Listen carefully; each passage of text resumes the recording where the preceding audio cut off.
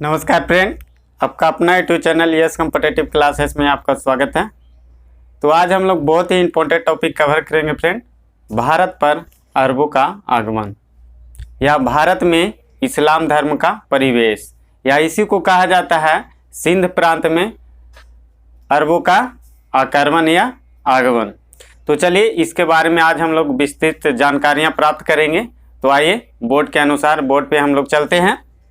Board पे आप mark देख रहे होंगे, भारत पर फर्स्ट आगमन अरबों ने किया।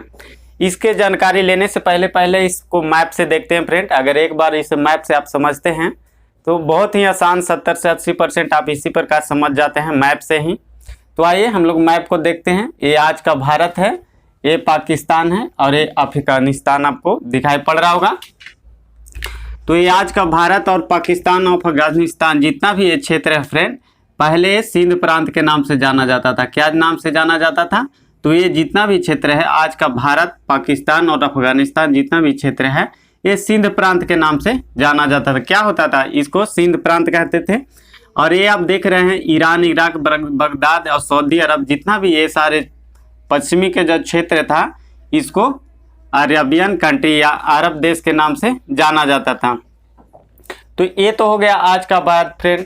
तो भारत को नॉर्थ में ये हो गया, नॉर्थ हो गया, ये हो गया वेस्ट हो गया, ये ईस्ट हो गया और ये साउथ हो गया। तो अरेबियन कंट्री भारत के किस ओर पड़ रहा है? आप देखिए फ्रेंड, एक बार देखिए आप, ये हो गया भारत। तो भारत के जो वेस्ट है, जो पश्चिम है, उधर क्या पड़ रहा है? तो अरब कंट्री पड़ रहा है।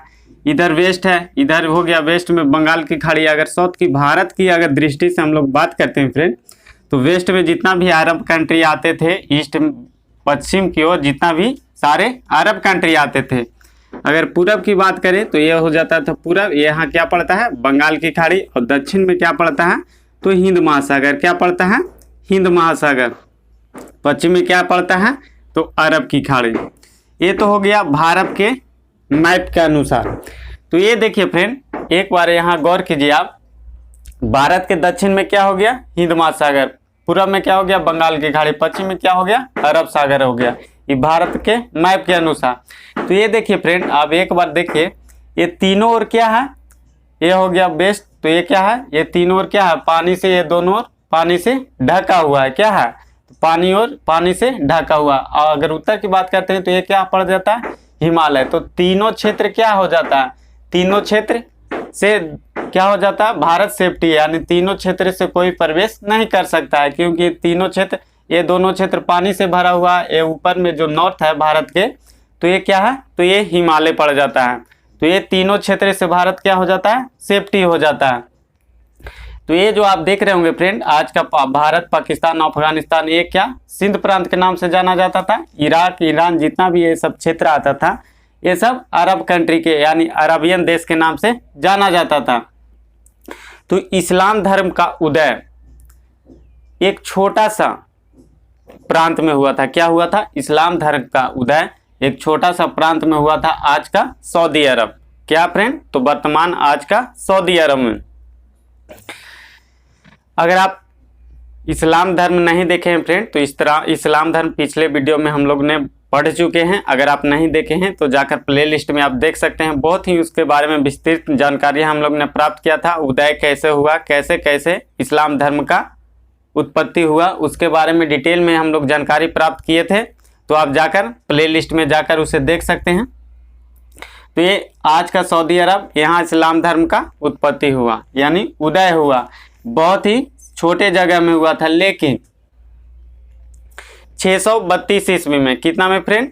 632 ईस्वी में इस्लाम धर्म के जो हजरत मोहम्मद साहब जो परिवर्तक हुए, जो स्थापना किए, इस्लाम धर्म का एक नए धर्म का उदय किए, जन्म दिए, हजरत मोहम्मद साहब के 632 ईस्वी में मृत्यु के कारण, क्या फ्रेंड? मृत्यु के कारण इस्लाम धर्म दो भागों में बट गया। एक का नाम हो गया सुन्नी और दूसरा का हो गया शिया।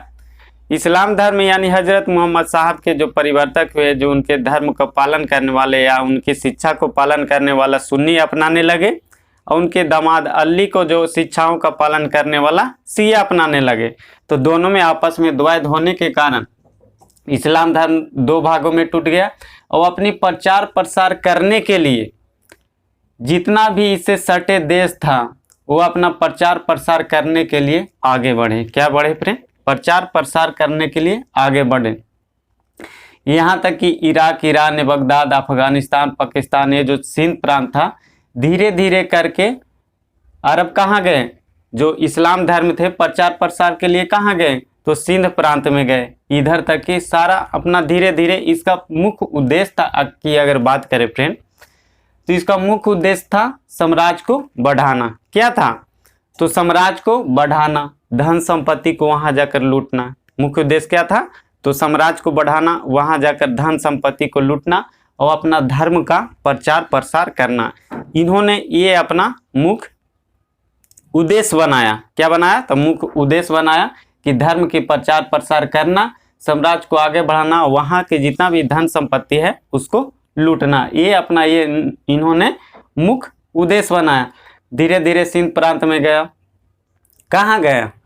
सिंध प्रांत में गया। तो इसीलिए तो कहा जाता है भारत में प्रथम अरबों का आगमन, या सिंध प्रांत में अरबों का आगमन, या इसी को बोला जाता है भारत में इस्लाम धर्म का परिवेश। अरबों ने, इससे बहुत ही इंपॉर्टेंट एक प्रश्न बनता है फ्रेंड कि इस्लाम धर्म का भारत में आगमन किसके द्वारा हुआ? अरबों द्वारा हुआ या तुर्कों द्वारा हुआ? तो किसके द्वारा हुआ? तो अरबों द्वारा हुआ। अब हम लोग आते हैं फ्रेंड, भारत पर फर्स्ट आक्रमण अरबों ने किया। किन्होंने किया? अरबों ने किया, या इसी को बोलते हैं भारत में इस्लाम धर्म का परिवेश। सबसे पहले अरबों ने कौन किया? तो मोहम्मद बिन कासिम। किन्होंने किया? मोहम्मद बिन कासिम। आइए इसको समझते हैं। सबसे पहले अरबों ने किया। कौन किया अरबों ने? तो मोहम्मद बिन कासिम। कब किया? तो 712 ईस्वी में। कब किया? 712 ईस्वी में। कहाँ किया? तो सिंध प्रांत में सिंध विजय अभियान चलाया। क्या चलाया? सिंध विजय अभियान चलाया। और सिंध प्रांत का हिंदू अगर राजा की बात करें तो हिंदू राजा कौन था? तो सिंध प्रांत का हिंदू राजा दाहिर था। क्या था? मोहम्मद बिन कासिम में प्रथम सिंध विजय अभियान चलाया। सिंध का राजा कौन था? तो सिंध का हिंदू राजा दाहिर था। दोनों में युद्ध हो गया। दाहिर क्या हुआ? दाहिर जो हिंदू राजा था वो हार गए और मोहम्मद बिन कासिम जीत गए। क्या किए? दाहिर जो हिंदू राजा था वो हार गए, मोहम्मद बिन कासिम जीत गए। माइनस का मतलब है ये हारना और मोहम्मद बिन कासिम प्लस का मतलब है ये जीतना। तो मोहम्मद बिन कासिम जीत गए और दाहिर जो हिंदू राजा, सिंध का हिंदू राजा था, वो हार गए। क्या हुआ? तो हार गए। अब इसी से एक बहुत ही इंपॉर्टेंट प्रश्न बनता है कि इनकी स्रोत सिंध विजय या सिंध भारत में अरबों का आगमन की जानकारियाँ किस स्रोत से मिलता है? बहुत ही इंपॉर्टेंट है फ्रेंड। तो किस स्रोत से मिलता है, यानी किस ग्रंथ से मिलता है, किस पुस्तक से मिलता है? तो है चचनामा। क्या मिलता है? किससे मिलता है? चचनामा से मिलता है। किससे मिलता है? चचनामा से। और चचनामा एक क्या है? तो चचनामा एक फारसी ग्रंथ है। क्या है? चचनामा एक फारसी ग्रंथ है। बहुत ही इंपॉर्टेंट यहाँ से प्रश्न बनता है फ्रेंड कि सिंध विजय का या सिंध का या मुस्लिम का भारत में आगमन या अरबों ने भारत पर फर्स्ट आगमन, ये सारी स्रोत किस धर्म ग्रंथ से मिलता है? तो किस धर्म ग्रंथ से मिलता है? तो फारसी धर्म ग्रंथ है जिसका नाम है चचनामा। इसी से सिंध विजय का जानकारियाँ या स्रोत हमें प्राप्त होता है। अब हम लोग आते हैं फ्रेंड, आज का तो ये सिंध हो गया, पंजाब हम लोग जान गए क्या छोटा सा ये में बट गया, सारा देश अलग अलग कंट्री का निर्माण ले लिया। तो पंजाब में 5 नदियां बहती है फ्रेंड, वो नदियों के ही बात कर लेते हैं। बहुतों बार पूछा गया है कि पंजाब में 5 नदियां कौन कौन बहती है? तो बहती है झेलम, चिनाब, रावी, ब्यास, सतलज। कौन कौन बहती है? झेलम, चिनाब, रावी, ब्यास, सतलज। कौन कौन बहती है फ्रेंड? झेलम, चिनाब, रावी, ब्यास, सतलज। इसी प्रकार भारत में इस्लाम धर्म का परिवेश हो गया। तो और भी बहुत से राजा हुए जिन्होंने प्रथम बार मोहम्मद बिन कासिम को देखकर अपने आप में प्रयत्न कर लिए कि भारत पर जाकर शासन करना, वहां से धन संपत्ति को लूटना बहुत ही आसान है। तो इसी तरह और भी कई राजा भारत में आए। क्या किए? और भी कई राजा भारत पर आक्रमण किए, क्योंकि ये तीनों जो क्षेत्र था, उत्तर में हिमालय पड़ जाता है, दक्षिण में हिंद महासागर, पश्चिम में अरब सागर, जितना भी ये सब पानी से भरा हुआ है, और ऊपर हिमालय पड़ जाता है। तो खाली जो रास्ता होता है वो यही सिंध प्रांत था। तो यही सिंध प्रांत से कई राजा आकर भारत पर आक्रमण किए, यहाँ से धन संपत्ति को लूट कर ले गए। तो इसी प्रकार देखिए बाबर में भारत पर कितना बार आक्रमण किया? तो बाबर ने भारत पर 5 बार आक्रमण किया। कितना बार किया? बाबर ने 5 बार किया। मोहम्मद शाह अब्दाली ने 8 बार किया। कितना किया? मोहम्मद शाह अब्दाली ने 8 बार किया। गौरी की अगर बात करते हैं तो गौरी ने 18 बार किया, और मोहम्मद गजनी ने कितना बार किया?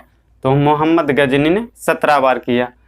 कितना बार किया? ये भी बहुत इंपॉर्टेंट है, कभी कभी प्रश्न आ जाते हैं, तो आप इसे जरूर देख लीजिएगा। तो आज का सेशन यहाँ पे समाप्त होता है फ्रेंड। आपको ये वीडियो कैसा लगा आप अपने कमेंट में राय जरूर दीजिएगा। इसी के साथ नेक्स्ट वीडियो में मिलते हैं। Thank you. जय हिंद।